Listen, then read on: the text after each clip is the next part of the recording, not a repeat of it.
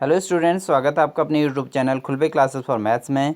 Students, आज का हमारा जो टॉपिक है वो है हाइट एंड डिस्टेंस पे, ऊंचाई और दूरी। 9वें चैप्टर से है, जिसमें हमारा 6 नंबर का पक्का एक क्वेश्चन आता है। मैं इसमें से केवल 5 या 6 क्वेश्चन कराने वाला हूँ जो मोस्ट इंपॉर्टेंट रहेंगे आपके लिए परीक्षा के लिए। और इनमें से इन्हीं 5-6 क्वेश्चनों में से एक क्वेश्चन आपको 6 नंबर का अवश्य मिलने वाला है। तो आप एक बिलीव के साथ इस क्वेश्चन को तैयार कीजिए, प्रैक्टिस कीजिए, 2 दिन इन क्वेश्चनों पर लगाइए, क्योंकि 2 दिन अगर आप इन पर लगाते हैं तो आपके 6 नंबर 100% बनने हैं। आपके बुक के अंदर जो 16 क्वेश्चन हैं उनको पूरा प्रिपेयर कीजिए, और उसके अलावा 2 क्वेश्चन ऐसे अन्यत्र भी हैं जो अन्य आते हैं पेपर में आए हुए हैं, उनको भी मैं तैयार कराऊंगा। तो बच्चों, यहाँ पर हमारा जो टॉपिक रहेगा, हाइट एंड डिस्टेंस का जो टॉपिक रहेगा, उसके अंदर हम चर्चा करेंगे। तो इसमें सबसे पहली बात तो आपको साइन कॉस की वैल्यूज़ कैसे निकलती है वो पता होना चाहिए। सबसे मोस्ट इम्पॉर्टेंट बात यह है कि सबसे पहले बात तो यह, जो त्रिकोणमिति है आपके, वो चलती है केवल समकोण त्रिभुज पर लागू होती है। समकोण त्रिभुज वो होता है जिसमें एक कोण 90 अंश का हो। एक कोण 90 अंश का होना जरूरी है। उस ठीक 90 अंश वाले कोण 90 अंश के कोण वाले त्रिभुज को समकोण त्रिभुज कहा जाता है बच्चों, ठीक है। अगर एक कोण 90 अंश का हो जाए तो अन्य 2 कोणों का योग भी 90 अंश ही बनेगा। इसलिए बनेगा क्योंकि दोनों को जोड़कर आपका होता है 180 अंश, और एक त्रिभुज के अंदर जो कोणों का योग होता है वो 180 अंश होता है बच्चों, ठीक है। अब आपको इसमें ये तो आपको क्लियर हो गया कि जब भी आप समकोण त्रिभुज यानी त्रिकोणमिति में क्वेश्चन बनाएंगे तो आपका चित्र बिल्कुल समकोण त्रिभुज का ही बनना चाहिए। अन्य प्रकार के टेढ़े मेढ़े त्रिभुजों में, ऐसे त्रिभुज या अन्य त्रिभुजों में ये लागू नहीं होता। समझ गए होंगे आप लोग। ऐसे त्रिभुजों में त्रिकोणमिति लागू नहीं होती है। त्रिकोणमिति केवल ऐसे त्रिभुज में लागू होती है जिसमें आपका एक कोण 90 अंश का बना हुआ हो स्पष्ट तरीके से, ठीक है बच्चों। अब बात आती है आगे। इसके अंदर आपका एक चीज़ पहले से क्लियर होनी चाहिए, क्योंकि आपका 8वां चैप्टर जो होता है उसके अंदर वो सारे बेसिक कराए जाते हैं, लेकिन मैं यहाँ पर सारी चीज़ें नहीं करा पाऊँगा। मेन चीज़ें ही कराऊँगा, 6 नंबर के ही क्वेश्चन करा पाऊँगा पहले स्टार्टिंग में, फिर 4 नंबर क्वेश्चन पर आएंगे हम लोग, तो 3 नंबर वाले क्वेश्चनों पर भी आएंगे, लेकिन अभी हम 6 नंबर के क्वेश्चन पर करेंगे। तो आपको पता होना चाहिए LAL अपॉन KKA, जिसको हम कहते हैं LAL के कह सकते हैं, लाल कक्का कह सकते हैं, या इसको हम वैसे दूसरे तरीके से बोलते हैं कि लंगड़ा आम लाया और कहते कहते आया। लंगड़ा आम लाया कहते कहते आया, तो ये हम इसको बना सकते हैं, लंगड़ा आम लाया कहते कहते आया, ये भी हम कह सकते हैं। तो लंगड़ा का मतलब L हो गया यहाँ पे, और L का मतलब होता है यहाँ पर लंब, और के से मतलब कहते कहते आया, हम इसको कह रहे हैं जैसे। तो ये आपको ये ट्रिक होती है याद करने की, आपको जहाँ भी क्लासेस आपने की हैं स्कूल में तो आपको कराया गया होगा। तो हमारे पास, मैं यहाँ पर मेन पॉइंट पर आता हूँ, LAL अपॉन KKA जो हमारा है ये, तो इसका मतलब है L अपॉन K। L का मतलब यहाँ पर लंब है, लंब यानी कि ये लंब हो गया, तो साइन थीटा की बात जहाँ पर आती है तो लंब बट्टे हो जाता है कर्ण, के का मतलब होता है कर्ण, तो ये बन गया हमारा लंब L अपॉन के यानी कि लंब बट्टे कर्ण। दूसरा वाला जो आता है हमारा A अपॉन के आता है, तो ये हो जाता है आपका कॉस का सूत्र होता है, ये कॉस थीटा बराबर आधार बट्टे कर्ण होता है। और तीसरे नंबर का आपका जो बना हुआ है ये आपके तीसरा होता है टेन, ये हो जाता है टेन थीटा का, तो टेन बराबर होता है लंब बटे आधार बच्चों, ठीक है। और इसी को अगर हम उल्टे साइड से पढ़ें, नीचे से पढ़ेंगे तो कर्ण बटे लंब हो जाएगा, क्योंकि कर्ण पहले आएगा ना नीचे से देखने में, कर्ण बटे लंब, तो हम इसको कोसेक कहते हैं। कोसेक इज इक्वल होता है कर्ण बटे लंब, याद करने का बहुत सिंपल है। इसके अलावा जो कॉस है, कॉस का ये ऊपर तो कॉस है, नीचे क्या आ जाएगा, इसका उल्टा होता है सेक। अगर इसको उल्टे साइड से देखें तो सेक हो जाता है। तो सेक का जो वैल्यू होता है वो K अपॉन A होता है, कर्ण बटे आधार। और टेन, तीसरे नंबर पर हमारा टेन आता है, तो टेन का जो अपोजिट होता है वो होता है टेन, यहाँ पर टेन का उल्टा हो जाता है कॉट, और कॉट का सूत्र हो जाता है आधार बटे लंब, ठीक है बच्चों। तो ये तो थे हमारे मेन पॉइंट जो आपको याद होने चाहिए। तो साइन के लिए लंब बटे कर्ण, कॉस के लिए आपका आधार बटे कर्ण, टेन के लिए लंब बटे आधार लगेगा। और इस बुक के अंदर, आपके सिलेबस के अंदर साइन कॉस टेन के अलावा और नहीं आ रहा है। हाइट एंड डिस्टेंस के लिए, ऊंचाई और दूरी के लिए। तो सेक कॉसेक और कॉट के लिए आपको पढ़ने की ज़रूरत नहीं है इस चैप्टर, यानी इस 6 नंबर के लिए आपको इसको पढ़ने की ज़रूरत नहीं है बच्चों, ठीक है। अब बात आती है हमारे कोणों पर। तो देखिए हमारे पास हाइट एंड डिस्टेंस पर दो प्रकार के कोण बनते हैं। एक बनता है उन्नयन कोण, उन्नयन कोण बनता है। दूसरा बनता है अवनमन कोण। अवनमन का मतलब नीचे की ओर झुका हुआ कोण, उन्नयन कोण का मतलब है ऊपर की ओर बना हुआ कोण। देखिए उन्नयन कोण क्या होता है, ये हमारी क्षैतिज लाइन होगी। क्षैतिज का मतलब जहाँ पर व्यक्ति की आंखें हैं, अगर उसके आंख से ऊपर की ओर कोण बनता है तो उसको कहते हैं उन्नयन कोण। उन्नयन कोण हमेशा क्षैतिज से ऊपर की ओर बनेगा बच्चों। अवनमन कोण जो होगा वो आंख से नीचे की ओर बनेगा, ठीक है। ये आंख की लाइन होगी, यहाँ से नीचे की ओर बनेगा, इसको कहते हैं अवनमन कोण। समझ गए होंगे आप। ये ऊपर से ये अगर आप इसी में देख लें तो ये बन जाता है हमारा अवनमन कोण और ये बन जाता है हमारा उन्नयन कोण, ठीक है। अगर आंख यहाँ है और यहाँ से यहाँ को देखना है तो बन गया ये अवनमन कोण, ठीक है। यहाँ पर अवनमन बन गया। अगर आंख यहाँ पर है और यहाँ से देखना ऊपर को तो ऐसी स्थिति में ये वाली वस्तु को देखना है तो ये बन गया उन्नयन कोण, ठीक है बच्चों। तो ये थे आपके उन्नयन और अवनमन कोण। अब आते हैं इंपॉर्टेंट क्वेश्चन पे। तो इंपॉर्टेंट क्वेश्चन में इस 9.2 का एक्सरसाइज नंबर 9.1 का 9.1 एक ही एक्सरसाइज है आपकी बुक में 9.1, और इसका मैं सेकंड क्वेश्चन ले रहा हूँ बच्चों, ठीक है। सेकंड क्वेश्चन बहुत इंपॉर्टेंट है आपका, आधी से पेड़ टूट जाता है वाला, आपने पढ़ा ही होगा। तो उस क्वेश्चन को हम यहाँ पर करेंगे, बहुत ही इम्पोर्टेंट क्वेश्चन है। ये कहता है कि आंधी आने के कारण एक वृक्ष के ऊपरी भाग टूट कर क्षैतिज तल से 45 डिग्री का कोण बनाता है। यदि वृक्ष का शिखर क्षैतिज तल पर जड़ से 6 मीटर की दूरी पर मिलता हो तो वृक्ष की ऊंचाई क्या थी, ठीक है। तो वृक्ष की पेड़ की ऊंचाई हमें बतानी है बच्चों। तो यहाँ पर आप समझें, देखिए मैं इसका चित्र बना रहा हूँ यहाँ पर अलग से, और यहाँ पर ये समझाया भी गया है, इसको आप समझेंगे अभी। सबसे पहले आपको बनाना चाहिए, किसी भी चित्र को बनाते वक्त आपको सबसे पहले बनाना होता है आधार, ठीक है। और इससे देखिए ऊपर को आपको देखिए एक वृक्ष कह रहा है ये, तो आधार ये इसकी जड़ें हो गई पेड़ की, और ये ऊपर को पेड़ हो गया। अब ये पेड़ आंधी आ रही है और ये पेड़ यहाँ से टूट जाता है, तो ये वाला हिस्सा जो टूट कर ये वाला हिस्सा कहाँ को मुड़ जाता है बच्चों, ये आ जाता है, ऐसे झुक जाता है नीचे की ओर। ये ऊपर का जो हिस्सा है ना, ये ऊपर का हिस्सा टूट के कहाँ पहुँच गया, यहाँ पहुँच गया, और इसने यहाँ पर बना दिया कोण 45 अंश का कोण बना दिया, 45 डिग्री का कोण बना दिया। अब ये पूछते हैं कि इस पेड़ की ऊंचाई, और कहाँ पर बनाया इसने कोण, देखें ये इसकी चोटी है, जो यहाँ था चोटी, ये चोटी कहाँ पहुँच गया, अभी यहाँ पहुँच गई बच्चों इसके अंदर पे। तो इसकी जो डिस्टेंस है जड़ से वो है 6 मीटर की डिस्टेंस है, इसकी दूरी 6 मीटर की है। तो ये पूछते हैं कि पेड़ की कुल ऊंचाई कितनी है। तो देखिए अब हम इसको क्या मान लेते हैं, इसके नीचे वाले हिस्से को हम मान लेते हैं x मान लेते हैं, और जो ऊपर वाला हिस्सा है इसको मान लेते हैं क्या, y मान लेते हैं बच्चों, ठीक है। ऊपर का हिस्सा, इतने हिस्से को हमने y मान लिया, और इतनी नीचे के हिस्से को क्या मान लिया हमने, x मान लिया। अगर हमें टोटल पेड़ की ऊंचाई की ज़रूरत पड़ेगी तो हमारे पास हो जाएगा x प्लस y, क्योंकि टोटल ऊंचाई तो पूछी गई है यहाँ से लेके यहाँ तक, टोटल ऊंचाई x प्लस y हो गया, ठीक है। तो ये आपको चित्र समझ में आया होगा कैसे बन रहा है करके। अब देखिए इसके आधार पर हम न्यूमेरिकल करते हैं इसका। अब देखिए इस डायग्राम को आप ध्यान से समझें। इसमें हमारे पास ये देखिए x और y दिए गए हैं, ये हमारा ट्रायंगल बन जाता है, समकोण त्रिभुज, इतना हिस्सा ये समकोण त्रिभुज बन गया हमारा, है ना, ये समकोण त्रिभुज बन गया, और ये बना है 45 एंगल, ठीक है। इसी में हमें त्रिकोणमिति का यूज़ करना है नियमों का, ठीक। तो देखिए अगर हम ये कहता है कि माना AC एक वृक्ष है, देखिए AC A से लेके यहाँ से लेके C तक एक वृक्ष है, जो B से क्या हो जाता है, ब्रेक हो जाता है, टूट जाता है। इसका AB भाग पृथ्वी के, ये जो AB वाला हिस्सा है, ये वाला हिस्सा कहाँ आ जाता है, इधर को आ जाता है, मैंने पहले बता दिया है, और जो D पर लग जाता है, यहाँ D लिखा हुआ था, अभी आ जाएगा, ठीक है। तो DC की लेंथ हमको दी गई है 6 मीटर, ये 6 मीटर है।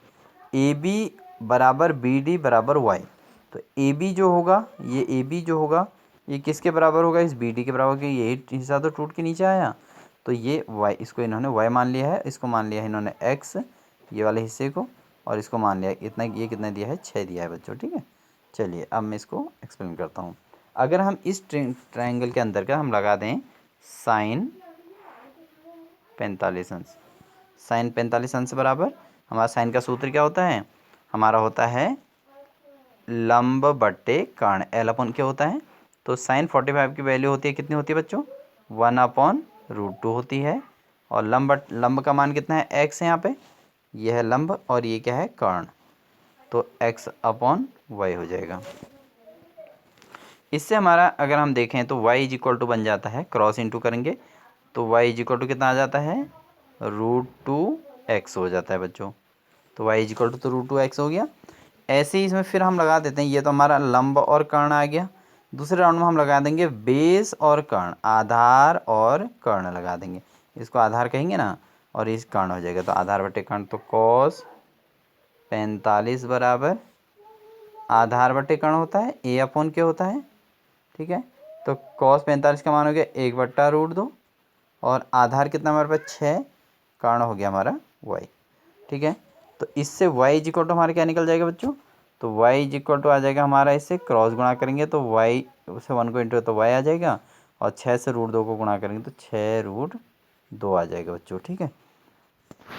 अब हमारे एक तो पहला आंसर हमारा √2x आया है और दूसरा आया है 6√2 आया है, ठीक है।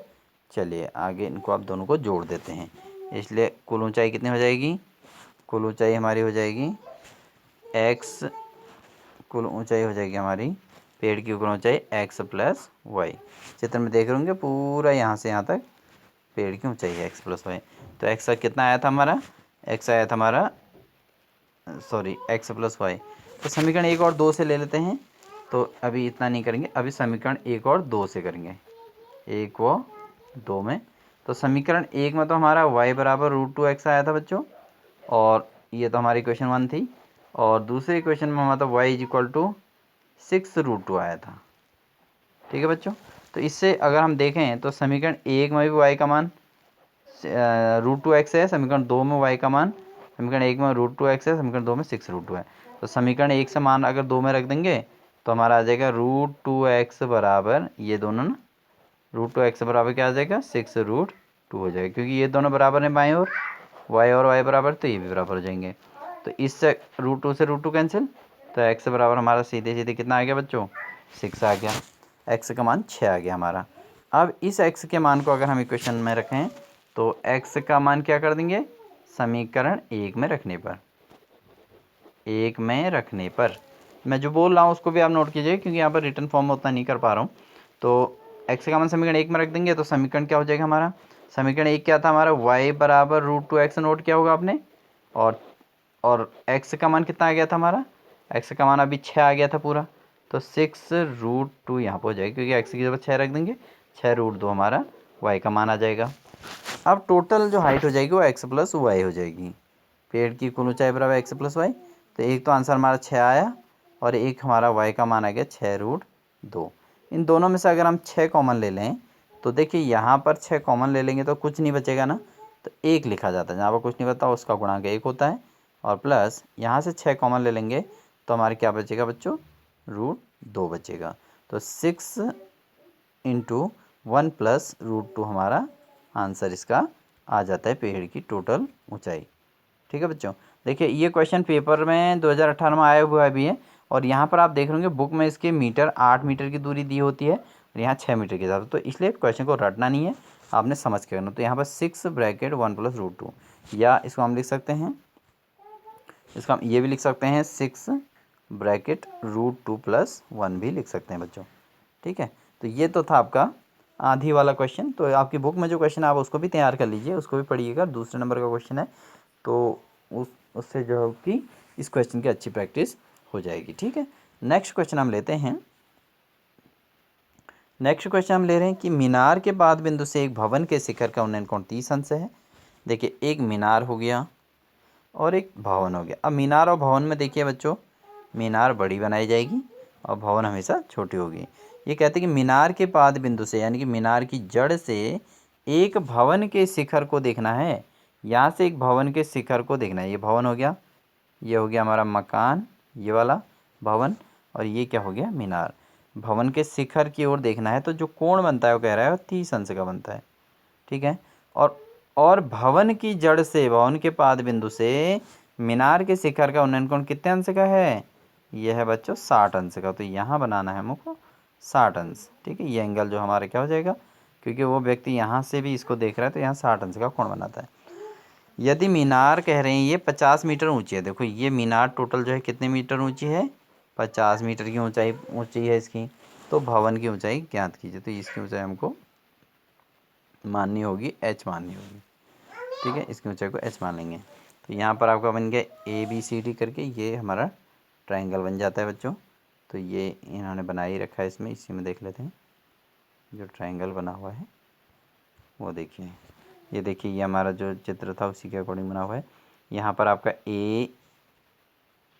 ABC और यहाँ पे लिखा है D। तो इधर इन्होंने भवन मान रखा है, भवन की ऊंचाई को h मान लेते हैं और यहाँ पर ये हो जाएगा। तो अब देखिए, ये दो त्रिभुज बन गया हमारे पास। एक बन गया हमारे पास ABC, एक त्रिभुज बन गया है इस तरीके से। इसमें हम सूत्र लगा देते हैं। ठीक है, तो यहाँ हमारा एंगल बना है कितना अंश का, 60 अंश का, 60 का। और ये मीटर की सॉरी मीनार की ऊंचाई क्या है, 50 है। बेस इसका x मान लेते हैं बच्चों। ठीक है, यहाँ से यहाँ तक क्या मान लेंगे, x मान लेंगे इसको, बेस को। तो अब हमें लगा देना इसमें। तो देखिए, इसमें एक तो लंब दिया है हमको, ये कर्ण हो जाएगा। ठीक है, एक बार फिर से बनाता हूँ इस चित्र को। देखो, ये आपका ये हो गया ट्रायंगल एक हिस्सा। अभी मैं केवल मीनार का बना रहा हूँ। ये इस तरीके से ये बना हुआ है। तो यहाँ 60 अंश का कोण बना हुआ है और ये हमारे कितना मीटर दिया है, ये 50 मीटर का दिया गया बच्चों। और ये बेस जो हम इसको x मान लेते हैं, जैसे यहाँ पर भी चित्र में x मानेंगे इसको। तो देखिए ये, ठीक है। अब आपको ये देख के लग रहा होगा यहाँ पे a लिखा है, इसमें भी लिखा है a और इसमें लिखा है b, ये लिखा है c। अब इसमें देखिए, एक तो हाइट है, ऊंचाई है ये, और ये इसका आधार है। ठीक है, और ये कर्ण होता है। कर्ण क्या होता है कि 90 के ठीक सामने हमेशा कर्ण होता है। 90 के ठीक सामने बना हुआ है ना, इसको हमेशा आप कर्ण ही कहोगे। ये नियम होता है, कर्ण हमेशा 90 के आगे वाला, सामने वाला भुजा कर्ण होती है। तो अगर हम इसमें 10 लगाते हैं, देखिए अब हम इसमें 10 लगा देते हैं बच्चों। तो 10 थीटा बराबर होता है लंब बटे आधार। तो लंब बटे आधार L/A हो जाएगा। और 1060 की जो वैल्यू होती है वो होती है कितनी होती है बच्चों, √3 होती है। और √3 बराबर लंब का मान हो गया हमारा 50 और आधार कितना हो गया हमारा x। ठीक है, लंब बटे आधार। तो अगर इससे x निकाल दिया जाए तो क्या बनेगा, इससे x निकाल देंगे तो x इधर आ जाएगा, रिप्लेस हो जाता है। तो x इधर आ जाएगा, √3 इधर चले जाएगा नीचे। तो x नीचे, x बराबर हो जाएगा 50 बटे √3 हो जाएगा। ये 3 इधर क्योंकि रिप्लेस हो जाते हैं ना। चाल बराबर दूरी बटे समय पढ़ा होगा आपने, चाल बराबर दूरी बटे समय। तो अगर समय को इधर कर लेते हैं तो दूरी, सॉरी समय को इधर कर देंगे, चेंज कर देंगे तो चाल जो है बटे में चले जाएगी। तो इसलिए समय बराबर दूरी बटे चाल भी होता है। तो ऐसे ही यहाँ पर x बाईं ओर आ जाएगा और √3 बटे में चले जाएगा। ठीक है, तो हमारा x = 50/√3 आ जाएगा बच्चों, 50 बटे √3 आ गया। अब आगे चलते हैं।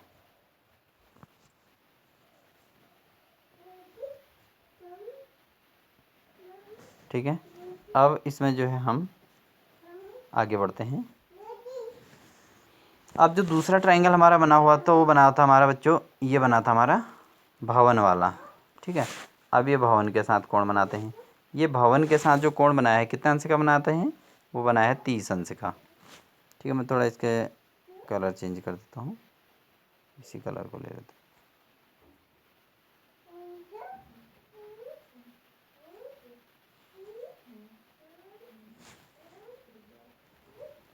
ठीक है, ये बन गया भवन। तो यहाँ पर जो एंगल बना था कितने अंश का बना है, 30 अंश का। ये देखिए, ये तो मीना पूरा चित्र ही आ गया अब तो। ठीक है बच्चों, यहाँ 50 था, ये x हो गया हमारा, और ये क्या हो गया, ये हमने मान लिया h, और बस ठीक हो गया। यहाँ हमारा 60 अंश का था, तो हम उसको तो कर चुके हैं। अब हम इस पर चर्चा कर रहे हैं। ठीक है, इस पर करेंगे। तो इस पर हमारे क्या आ जाएगा बच्चों, तो ये हमारा इस पर लिखा है हमारा b, यहाँ लिखा है c, यहाँ पे क्या लिखा है d लिखा है। तो इसमें अगर हम लगा दें 1030, क्या लगा देंगे 1030 लगा देंगे, 1030 लगा देंगे तो हमारा यहाँ पर हो जाएगा। अब हम इसमें 1030 लगाने वाले हैं इस तरीके से। 1030 हमारा हो गया।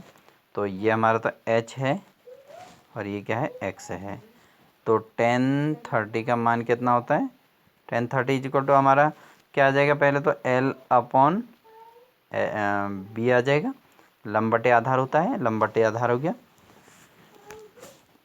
सॉरी बेस को यहाँ पर बेस ना कहते हुए हम आधार कह रहे हैं तो ए से लिखेंगे, वैसे बेस होता है, इंग्लिश में बेस होता है, हिंदी में आधार को ए कह रखा हमने।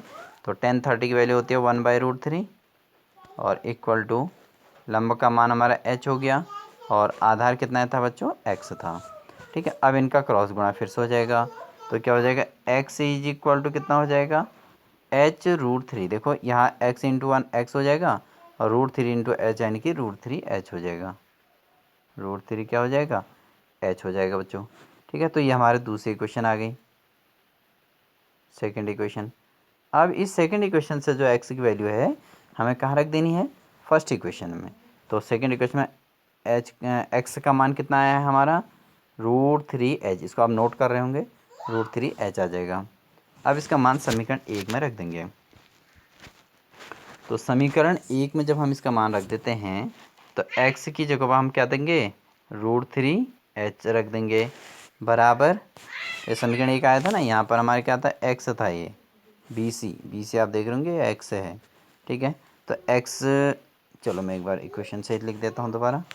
तो हमारा पहला इक्वेशन आया है x बराबर 50/√3 आया है। ठीक है, एक इक्वेशन। और दूसरे इक्वेशन में क्या आया हमारा, दूसरे इक्वेशन हमारा आया था x is equal to √3y आया था, ये सेकंड इक्वेशन थी। अब इस x का मान हम कहाँ रख देंगे, यहाँ पर। ठीक है बच्चों, समीकरण 2 से x का मान 1 में रखने पर तो √3y किसकी जगह रख दिया हमने, x की जगह रख दिया, बराबर 50/√3 आ गया। ठीक है, तो इससे y अगर निकालेंगे तो 50/√3 यहाँ से नीचे चले जाएगा, तो √3 इंटू √3। ठीक है, तो y इक्वल टू आ जाएगा 50/√3 इंटू √3 कितना हो गया बच्चों, 3 हो जाता है। तो 50/3 इसका आंसर आ जाता है। अब 50 में अगर 3 का भाग दोगे तो आ जाएगा आपका 16 सही 2/3। कैसे आएगा, 50/3 समझ में आ गया होगा क्यों आया, √3 से √3 अगर दोनों संख्या रूट के अंदर हों और समान हों तो समान होने पर ऐसी स्थिति में क्या होता है बच्चों, ऐसी स्थिति में हम उसको क्या कहते हैं, जैसे √3 गुणा √3 है तो आंसर 3 आ जाते हैं। ठीक है, क्योंकि √3 गुणा तो √3 9 होता है और 9 का वर्गमूल अगर निकालेंगे तो 3 आता है, ये हो जाता है। अब ये 50/3 इसका आंसर आया था, लेकिन ये इसको हम सॉल्व करेंगे तो कैसे सॉल्व करेंगे, देखो 50 को अगर हम 3 से भाग दे देंगे तो 3 एकम 3 हो जाएगा और 2 बचेगा तो 0 लगा देंगे, 3 6 के 18। ठीक है बच्चों, 20 में से 18 कट गया तो 2। तो देखिए इसको हम कह सकते हैं 16 बार तो भागा पूरा पूरा चले गया है, 2 हमारा शेष बचा और बटे 3, तो 16 से ही 2/3 इसका आंसर यहाँ पे आप देख रहे होंगे, 16 से ही 2/3 इसका आंसर दिया हुआ है। ठीक है बच्चों, तो आप इस तरीके से इन क्वेश्चन को रिपीट करेंगे, रिवाइज करते रहेंगे, जैसे रिवाइज जितनी बार रिवाइज करेंगे उतना ही आपको इसका नॉलेज आपकी इसकी बढ़ती जाएगी और सॉल्यूशन करना आपके लिए उतना ही आसान होता रहेगा। उम्मीद है आप लोग इस क्वेश्चन को समझेंगे और बहुत अच्छे से अपने प्रिपेयर करेंगे। तो इसी के लिए बच्चों आज के लिए इतना ही, ऑल द बेस्ट।